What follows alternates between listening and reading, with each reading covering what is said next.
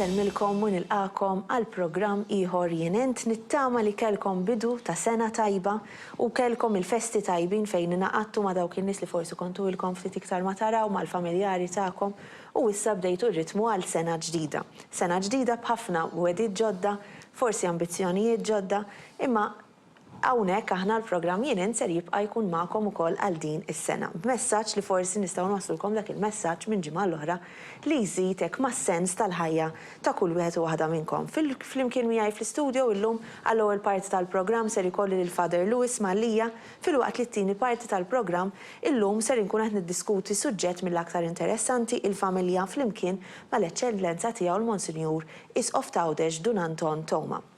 Għall-ewwel parti ngħaddu għall-ewwel parti tal-programm.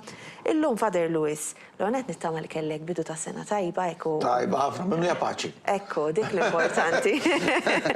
Illum ser nistaqsik, Father Lewis, il-Quddisa. Aħna għadna li nattendu l-Quddisa, kull nhar ta' ħadd jew ikollna ċans matul il-ġimgħa. Imma il-Quddisa għad fadlilha sens fil-ħajja tagħna?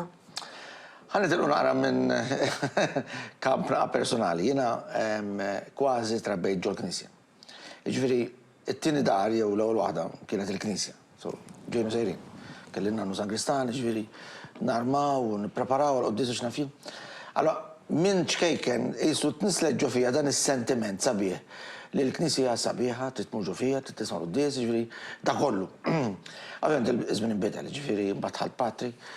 U bdejt nifhem iżjed il-ħaġa, ġifieri il-Quddisa fejn għandha biex ngħidu hekk tieħu posta fil-ħajja tal-persuna. Issa, jien inħoss li f'komunità l-istess bħal ġo familja, ġifieri inti normalment il-familja tiegħek għandkom il-mejda, idduru magħha tiklu, tiddiskutu, tantu sagru dak il-post. U inħoss li qisu Kristu xtaqtina dan is-sentiment ħelu ħafna ta' Ewkaristija. Li l-familja tinġabar, familji kbar din sewa tal-komunità. Allora importanti is-sens ta' appartenenza, ġifieri għalhekk jeżistu l-parroċċi, sa l-problema parroċċi kibru ħafna. Għatem dan is-sense of belonging ġol parroċċa li xin tidħol ġol knisja tħossok familja, dika problema serja nħossi. Ġifieri, però sentiment huwa madwar il-mejda, madwar l-artal, Isu Kristu li tiedi nisma' ħadd isimgħu l-kelma, ħadd jieħdu l-Ewkaristija li l-nifsi u se ngħinkom biex dak li tisimgħu ikun konvertit fl-iftejxu rida talla, ġifieri permezz tiegħi. Allora, il-mejda tad-dar u l-mejda l-artal tal-Knisja li ttina aspirazzjoni oħra, ġifieri mhux biss mort il-Knisja biex nisma' Quddisa, imma kważi qed ninduna li hemm Alla missier fis-sema, li dik il-mejdi tiegħu u li hu jridna nkunu l-familja tiegħu. Mela Quddisa fiha ħafna sentimenti li l-hemm mill-aspirazzjoni kollha l-għandna da jisbqu kollu, ġifieri u ħafna ola. Allora mhux ovvja, ġifieri li tmur il-Knisja, li tisma' l-Quddies, li titlob mal-oħrajn, li jkollok dan is-sens tal-mejda, tal-Ewkaristija, tal-kelma, huwa xi ħaġa kbira ħafna għall-esperjenza tiegħi. L-istatistika turi li n-nies dan l-aħħar ishom qed inaqsu milli jattendu l-Quddisa, ma xorta waħda jgħidu li għadhom jemmnu falla. Huwa possibbli dan? Jiena l-esperjenza żgħira tiegħi minħabba l-pandemija konna nagħmlu Quddis fuq it-televiżjoni, ġifieri u naf li ħafna nies iridu u jridu jisimgħu u jridu jipparteċipaw anke minn televiżjoni, jiġu da sentiment qaddis tal-Ewkaristija. Ovvjament fuq televiżjoni tista' tisma' l-kelma tajjeb ħafna, kważi iktar mill-Knisja, imma ma tistax tipparteċipa fl-Ewkaristija u ma tistax tkun mal-komunità x'inti għadek fil-familja żgħira tiegħek. Ġifieri hemm valur għaliha, però in-nies naqsu ħafna mill-lum l-Knisja naħseb qed nitilfu xi ħaġa sabiħa. Ġifieri meta tmur mal-komunità, anki aħna bħala Knisja, bħala assissin, x'qed nagħmlu biex din tkun esperjenza unika kull darba. Ġifieri meta tmur il-Knisja trid tkun qisu sentiment ta' festa. Ġifieri kważi trid tmur għax mingħajru ma tgħaddix. Kważi trid tiddur mal-mejda kif iddur mal-mejda kuljum biex tiekol għax trid il-Kristu jkun f'ħajtek. Imma bejnietna flimkien familja, komunità li nafu xulxin u rridu l-ġid ta' xulxin.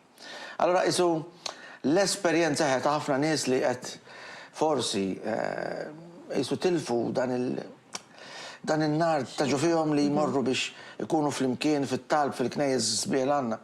il-knejs li għandna tagħna, qed tifhem? In-nies l-antenati bnewhom, ġifieri mhux tal-kappellan dan niesna bnewhom biex aħna ninġabru għalhekk hija t-tieni dar tagħna.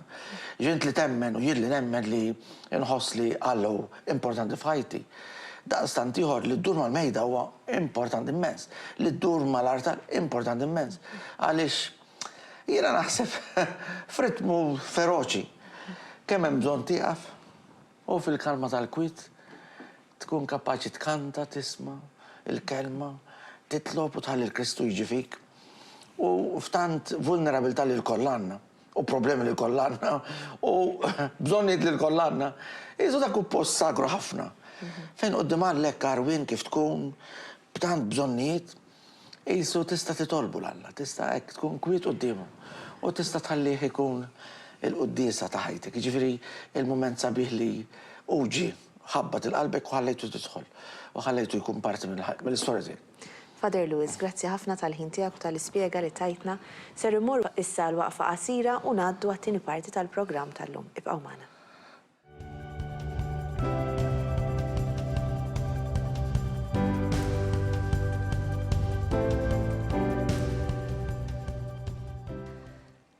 Naddu issa t-tieni parti tal-programm Jenent fejn illum kif qedtilkom fl-introduzzjoni tiegħi għandi mistieden mill-aktar speċjali. Illum laqa l-istedina tagħna il-Monsinjur Eċċellenza tiegħu l-Isqof Dun Anton Toma. Monsinjur, kif aħna l-ewwel net? Insellimlek lilek u lit-telespettaturi kollha. Grazzi ħafna tal-qajt l-istedina tagħna llum. Grazzi lilkom. Illum għażilna lilek bħala l-mistiden tagħna li naħseb dan huwa suġġett li għandek għal qalbek ħafna. U llum propju ser inkunu qegħdin niddiskutu il-familja u l-importanza tal-familja. Però l-ewwel nett, Monsinjur, nixtieq li nibdew billi nifhmu meta nsemmu l-kelma familja.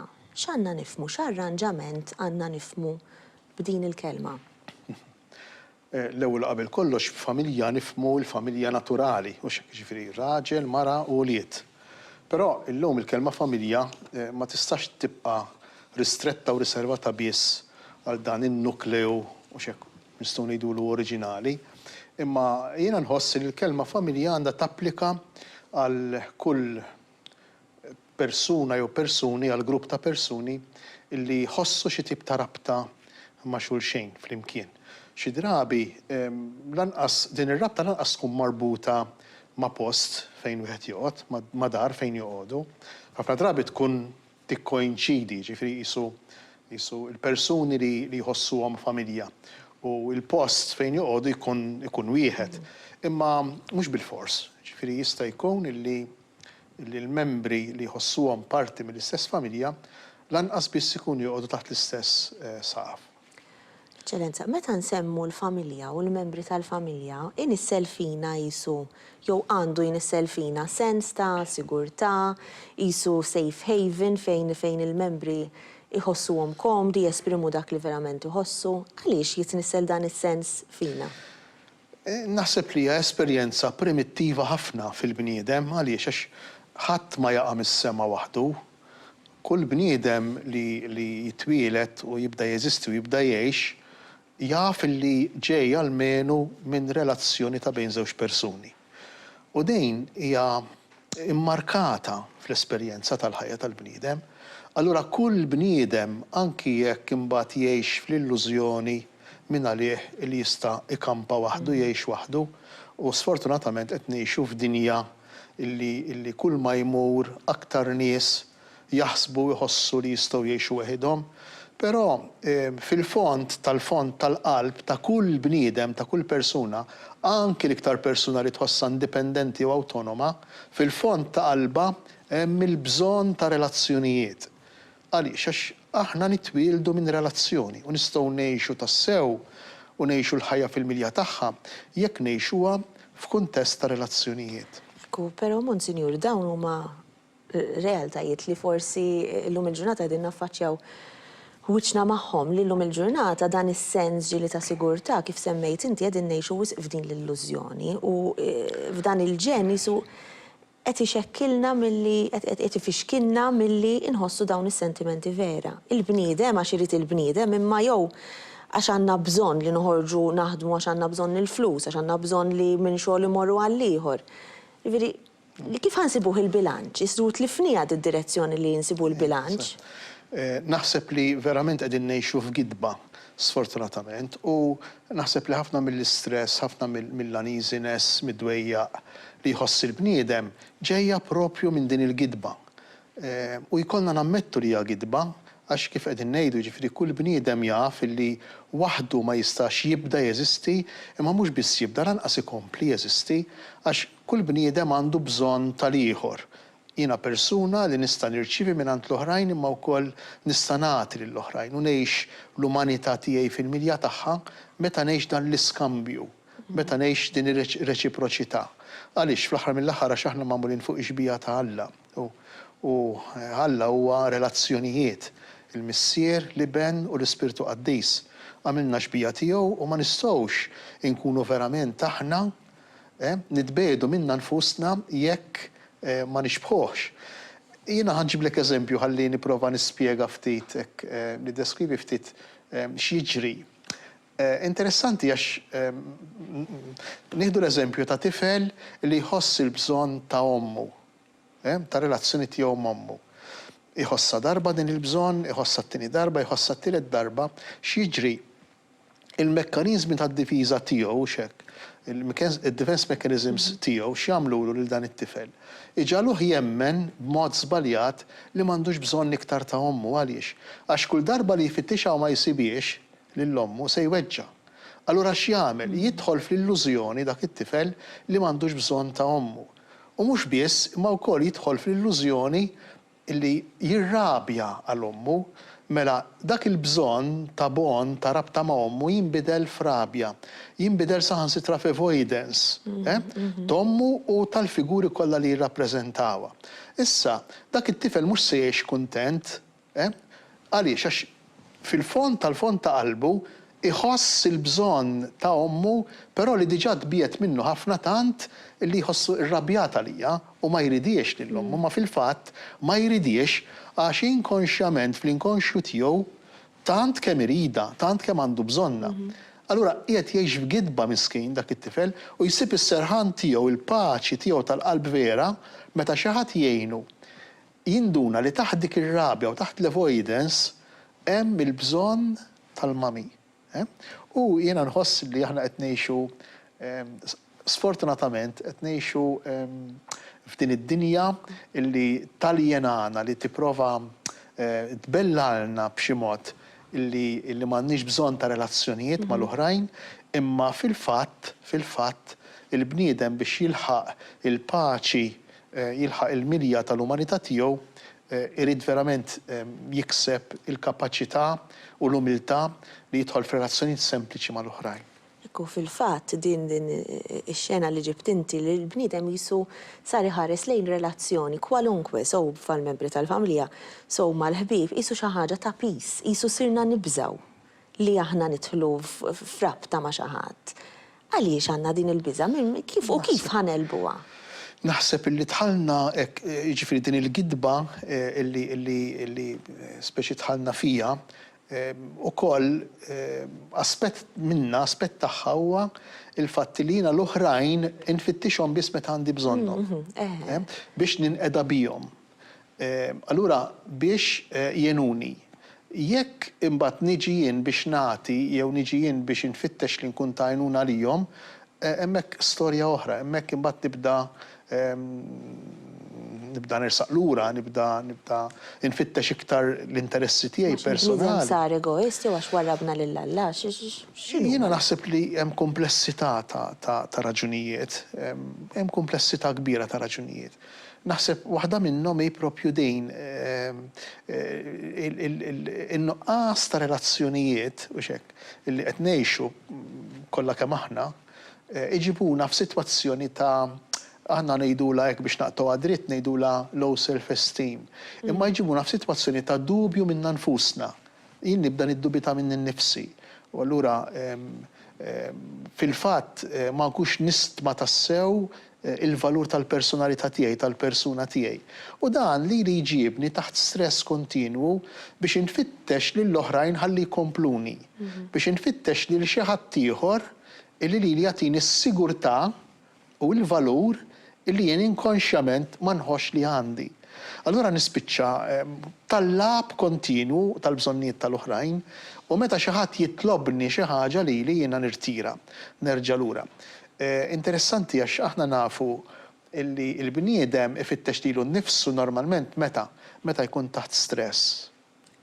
Ġifieri meta jkolli rasi tuġani ma jkolli moħħ nara l-ħadd. Meta jkolli darsa jew sinna tuġani jiena nagħlaq u nibda nifoka biss fuq in-nifsi. Jien naħseb li l-bniedem tal-lum qiegħed taħt stress kontinu. Għax il-ħin kollu kontinwament infittxu lilna nfusna.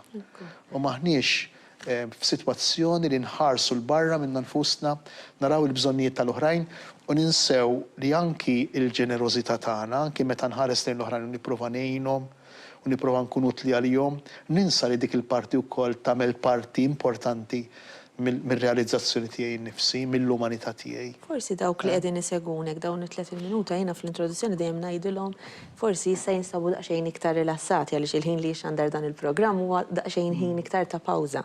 Dawk forsi li qegħdin isegwuna u jgħidu vera jiena għaddej minn perjodu ta' stress u ma nirrealizzawx. X'suġġeriment għaddilhom biex nieqfu hekk u nikkalmaw?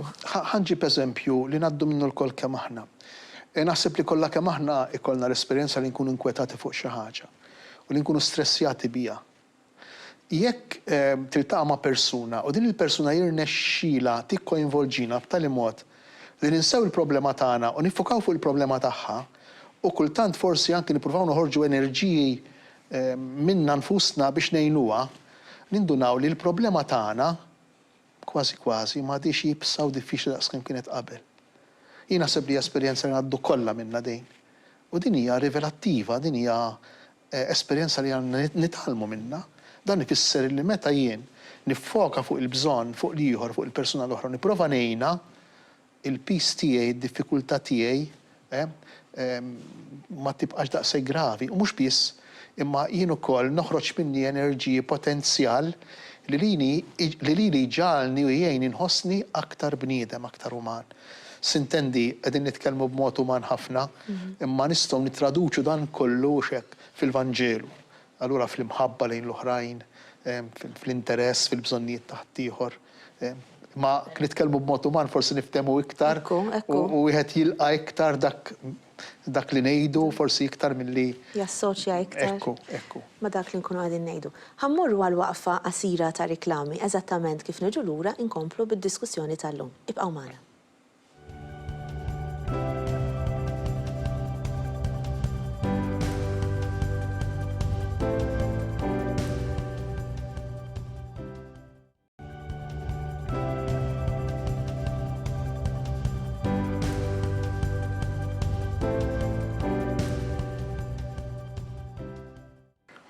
Lura l-waqt il-programm Jenent, grazzi tal-li qegħdin issegwuna.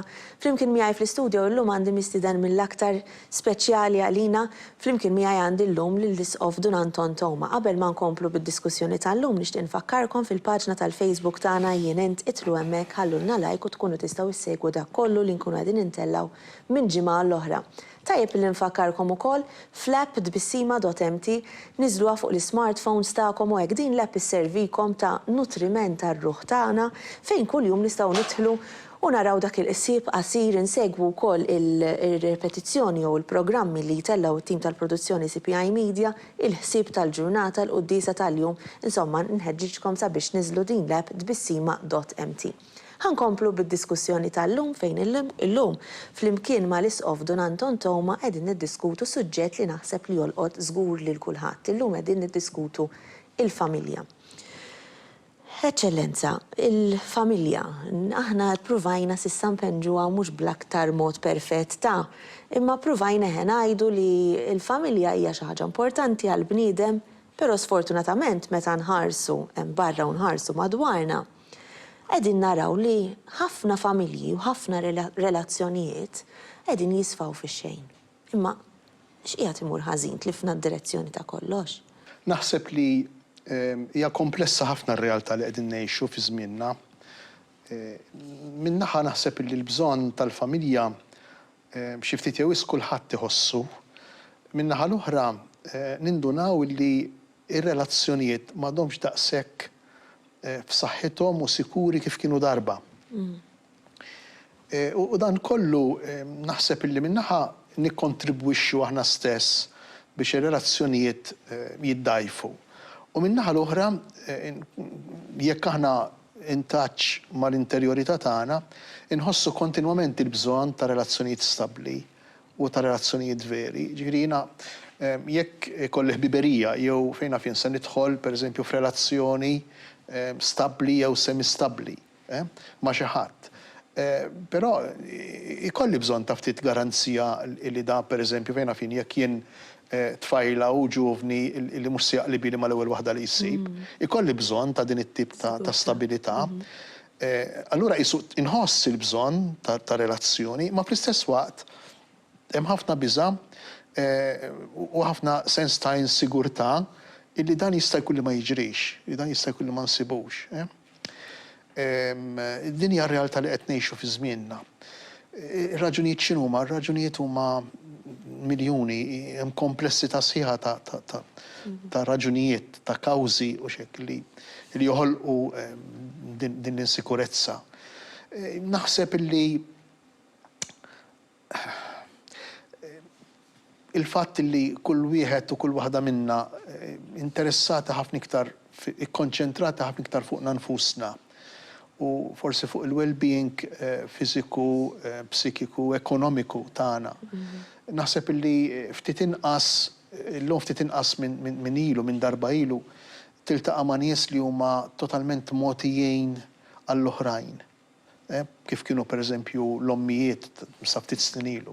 Totalment mogħtijin għall-familja, għall-raġel, għal-tejli sewwa ħażin, mhux qiegħed ngħidu x'sewwa jew ħażin, imma naħseb li qiegħed niddeskrivi ftit il-fatti kif huma u kif kienu. Naħseb in-nuqqas ta' persuni li huma totalment mogħtija, naħseb li dan inaqqas xi ftit mill-kwalità ta' relazzjonijiet illum. Ma kważi l-avvanzi tas-soċjetà ġabu dan ir-rigress fuq il-bniedem għax jisu li tkun ommu li tkun taħdem illum issa saret Hija bżonn. Ekku. Hija bżonn. U nispiċċaw f'sitwazzjoni li nħossuna guilty kważi, imma fl-istess ħin m'hemmx alternattiva oħra jisu qegħdin ngħixu anke forsi mill-esperjenza personali tiegħi li bħala tipprova tagħti kemm tista' lill-familja, ma tħossok guilty li ħadd tmur għax-xogħol. Però naħseb illi dan li qed tgħid li żgur li l-esperjenza ta' ħafna, naħseb juri li għadu kmieni wisq biex qisu l-umanità ssib xi ftit tal-istabilità f'dan ir-rigward. Naħseb u xek, ġifieri dan huwa hija kwistjoni tal-lanqas seklu, mbagħad f'pajjiżna hija iktar friska, ġifieri sa 50-60 sena ilu l-om ma kienx toħroġ taħdem. Allura naħseb illi rridu nagħtu ftit ta' żmien ukoll biex tinħoloq xi ftit tal-istabilità f'dan ir-rigward.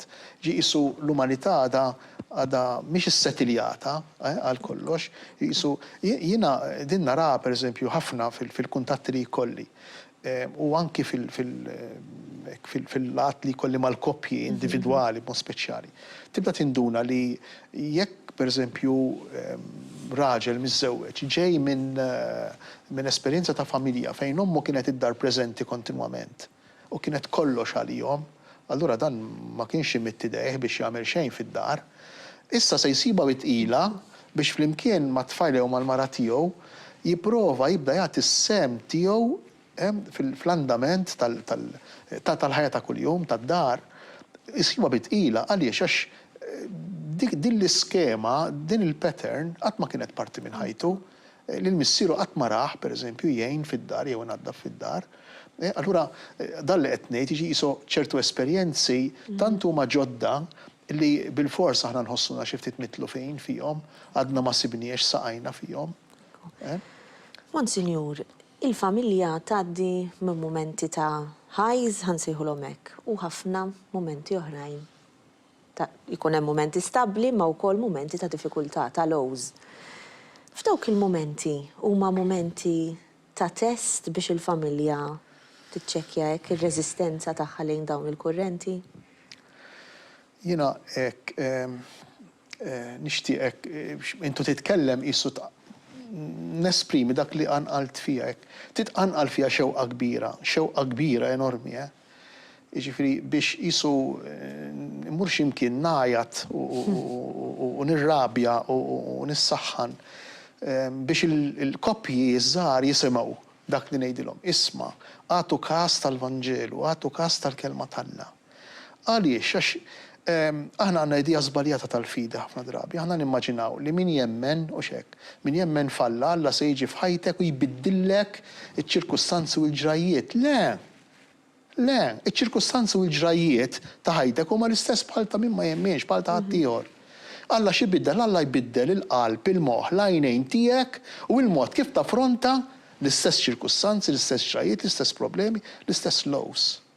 Imma l-mod kif jgħinna li huwa l-awtur tal-ħajja, li huwa l-awtur ta' relazzjoni, ma jista' jgħinna ħadd, l-ebda professjonista, u allura għalhekk jien jiġini li verament najja ta' għax din mill-esperjenza ta' koppji illi jirriskjaw, għax tirriskja, biex jidħlu fl-avventura tal-fidi, imma tgħidu il-kemm kienet worth it, il-kemm kienet.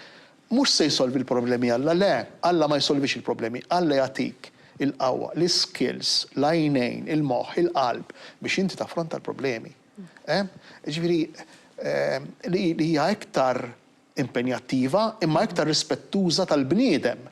Alla jirrispetta l-bniedem, Alla ma jitrattanix bħat-tfal, ġifieri jiena fejn fien, jekk din it-triq imwera, allura please biddil li-triq jew please irranġajli, le mhux hekk. Imma jagħtini saqajn kapaċi li jimxuha. Jagħtini għajnejn kapaċi li jsibu l-partijiet stabbli f'dik it-triq biex nimxi fuqhom. U dan jista' jagħtihuli Alla, però aħna sfortunatament u xek għadna nistennew lill-Alla li jbiddilna ċ-ċirkustanzi, lill-Alla li jbiddilna l-problemi, li neħilna l-problemi. U hemmhekk ħanibqgħu diżillużi ħafna u inħossa ħafna din, ġifieri aktar ma jgħaddi żmien, aktar insir konvint minna. Issa, by the way, ġifieri jien qiegħed nitkellem. All right, saċerdot u isqof, issa isqof, però jien għamilt ħajti nistudja x-xjenzi umani. Ġifieri minix qed nitkellem minn spiritwaliżmu, mhux hekk, ġifieri naqgħu le. Ġifieri dan li qiegħed ngħid huwa ibbekjat mix-xjenzi umani, mod speċjali mill-psikoloġija li hija xjenza li jiena f'ħajti dejjem studjajt. Laqtitni kelma partikolari, l-avventura tal-fidi. Il-mod kif iddiskrivejt il-fidi. Meta qed nitkellmu dwar avventura hija xi ħaġa li ma tafx tistenna minnha. Kif għandna nħarsu aħna l-koppji żgħar, forsi mhux biss il-koppji żgħar, koppji iktar maturi, żgħażagħ, kif għandna nħarsu lejn il-fidi, hekk l-isqof tgħudex x'parir jagħtina biex din il-fidi xi ħaġa li forsi tant hija astratta u ġieli diffiċli biex nifhmuha, tant għandna nkunu nħobbuha. Mod sempliċi. Lill-Alla afdaħ darba mhux għandek problema, sew għandi marda ħanafdaha f'idejha xejn fejja qiri, dik mhix fiduċja, dik bigottizmu, dak kompensazzjoni fil-fantasija ngħidula, dak defense mechanism. Mhix fidi, il-fidi x'inhi? Il-fidi li minkejja li jien għaddej minn din il-marda Alla qiegħed jieħu ħsiebi. Alla se jtini s-saħħa biex naffronta. Afdaħ darba lill-Alla, m'hemmx għalfejn tkun xi ħaġa kbira bħal din, imma jekk tkun xi ħaġa kbira bħal din, okay, welcome, benvenga. Afdaħ ftit lill-Alla, u meta tafdaħ u tinduna li ma jitħakx bejk. Tispiċċa biex id-darba ta' wara tafdaħ ftit iżjed. Din l-avventura tal-fidi. Jana ma nistgħux u xek, minn hekk niġu mill-ewwel u xek, fejna fien, jiġifieri nafdaw lill-Alla f'kollox bajnejna. Le, hija mixja, il-fidi hija mixja. Nafdaħ pereżempju fejn fien għandi diffikultà biex naħfer il xi ħadd. Afdaħ lil mulej. Ir-risk u aħfer, ħalli jbiddillek qalbek. U wara x'jiġri. U tagħmilha, u tgħid il-laħwa kienet worth it. Id-darba ta' wara tafdaħ ftit iktar. Bil-qawwa tiegħu, bil-qawwa tal-grazzja tiegħu, bil-qawwa tal-għajnuna tiegħu. Afdaħ fir-relazzjoni ma' żewġek. Afdaħ lill-Alla fir-relazzjoni ma' wliedek. U wara x'jiġri. Ħalli ħidawwallek ir-relazzjoni ma' żewġek, ħalli ħidawwallek ir-relazzjoni ma' martek. U wara x'jiġri. Sabiex nibdew naslu għall-konklużjoni tal-programm tal-lum ukoll. Kieku kellek ittina hekk tliet kelmiet li għandna il-familji li qegħdin iseguna għandhom jużaw bħala il-mission statement tagħhom ħansejjaħlu hekk. Jiena naħseb li mhumiex oriġinali tiegħi anzi huma l-kelmiet tal-Papa, jien naħseb li dik il-please, dik is-sorry u dik it-thank you naħseb li huma 3 kelmiet li jsemmi l-Papa u jirrepetija kemm il-darba, naħseb li huma juru taħtom hemm attitudnijiet, għax inti meta tgħid please jekk jogħġbok m'intix tippretendi iżżomm il-boundaries jekk jogħġbok, mhux qed tippretendi kemm nippretendu aħna fir-relazzjonijiet u kemm nagħmlu gdiedem aħna minħabba l-pretensjonijiet. Fejna fjena, xina parissa għaddej minn stress, għax forsi għandi xi eżamijiet, jew xi studju, jien mara miż-żewġa, u nipretendi li r-raġel iżjel bija iktar, idur mija iktar, idur bija iktar. Meta ngħid il-please jien, mhux se naħtfu l-raġel tiegħi. Meta ngħid is-sorry, ifisser li għandi l-kapaċità jien bħala persuna li naraf li anki jien nisbalja. U hija kapaċità importanti din li naraf li nisbalja, għax mhux kulħadd kapaċi jaraf li jisbalja. Dawn taħtom hemm attitudnijiet umani, sempliċi, autentiċi, veri li jenuna ngħixu relazzjonijiet kif għandna bżonn tassew. Eċċellenza, grazzi ħafna tal-ħin tiegħek, kienet diskussjoni mill-aktar interessanti u nispera li intom it-telespettaturi ħattu xi punt li forsi tistgħu tużawh ukoll fil-ħajja tagħna. L-isqoff ser jerġa' jkun magħna il-ġimgħa d-dieħla sabiex niddiskutu suġġett ieħor mill-aktar interessanti u relevanti fil-ħajja li qegħdin ngħixu llum. Il-ġimgħa d-dieħla ser inkunu qegħdin niddiskutu il-paċi. Għaldaqstant nistidinkom tingħaqdu miegħi il-ġimgħa d-dieħla fl-istess ħin. Nirringrazzja l-sponsors tiegħi Evja kif ukoll it-tim tal-produzzjoni CPI Media. Ma fadalli xejn li f'nagħmel appuntament għal magħkom għal ġimgħa d-dieħla fl-istess ħin. Insellmilkom.